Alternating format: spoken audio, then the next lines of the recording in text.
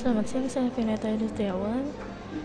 Hari ini saya akan menjelaskan mengenai accounting for income tax. Yang pertama ada pengertian.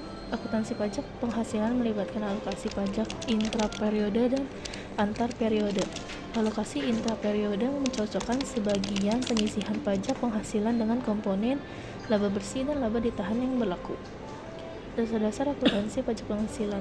Perusahaan harus mengajukan pengembalian pajak penghasilan mengikuti pedoman yang dikembangkan oleh otoritas perpajakan, sehingga mereka yang pertama dapat menghitung hutang pajak berdasarkan peraturan perpajakan, lalu yang kedua ada menghitung beban pajak penghasilan berdasarkan IFRS. Jumlah yang dilaporkan sebagai beban pajak akan sering berbeda dari jumlah hutang pajak kepada otoritas perpajakan. Lalu di sini ada gambar. Nah, gambar ini di sini mengenai perbedaan antara laba sebelum pajak keuangan dan penghasilan kena pajak. Di sini dijabarkan contoh Chelsea melaporkan pendapatan sebesar $130.000 dan biaya dari $60.000 masing-masing 3 tahun pertama operasi untuk tujuan pajak. Chelsea melaporkan biaya yang sama pada otoritas pajak di masing-masing tahun.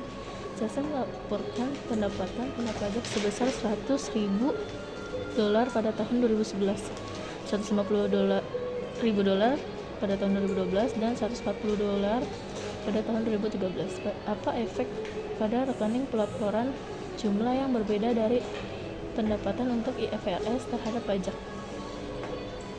Nah, di sini ada jawaban dari contoh soal tersebut. Jadi pendapatannya itu kan dari masing-masing 3 tahun pertama beroperasi ada pendapatan sebesar $130.000 dan biaya dari $60.000. Nah, untuk yang $130.000 itu diisi di pendapatan di tahun 2011, 2012, dan 2013.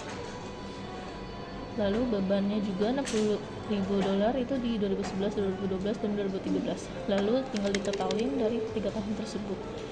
Nah, pendapatan keuangan sebelum pajak itu pengurangan antara pendapatan dan beban yang didapat dari tahun 2011, 2012, dan 2013.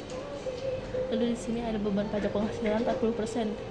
Nah, secara hitungnya itu adalah 70.000 dikali 40% dan dapat hasil sekian. Lalu untuk laporan pajak, di sini kita juga udah dikasih tahu dari contoh soalnya itu ada Chelsea melaporkan pendapatan kena pajak sebesar $100.000 pada tahun 2011, $150 pada tahun 2012, dan $140 pada tahun 2013. Nah, itu bisa ditulis, dan bebannya juga tetap sama seperti yang pelaporan IFRS. Nah, pendapatan keuangan sebelum pajak sama dikurang antara pendapatan dan beban, lalu hutang pajak penghasilan dikali 40% seperti yang sama yang tadi saya jelasin, 40.000 dikali 40%. Lalu di sini ada perbandingannya. Beban pajak penghasilan IFRS itu perbandingannya itu ditulis dari hasil beban pajak penghasilan yang 40%. Lalu pajak penghasilan otoritas pajak atau hutang itu diisi dari hasil hutang pajak penghasilan dari laporan pajak. Nah, lalu dikurang menjadi selisih. Selisih tersebut dapat segini. Lalu di sini ada penjelasannya apakah ada perbedaan dalam pencatatan laporan keuangan dari tahun 2011, 2012, dan 2013. Di sini sudah dijelaskan pajak tangguhan meningkat menjadi 12.000 dari tahun 2011.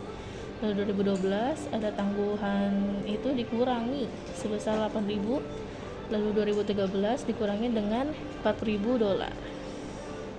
Dan di sini juga ada laporan keuangannya juga. Tinggal dimasukin saja dari laporan yang tadi. Dan di sini ada perbedaan sementara. Perbedaan sementara adalah perbedaan antar pasar, pajak dari aset atau kewajiban, dan jumlah yang dilaporkan tercatat atau buku dalam laporan keuangan yang akan menghasilkan jumlah kena pajak atau jumlah dikurangkan dalam tahun-tahun mendatang.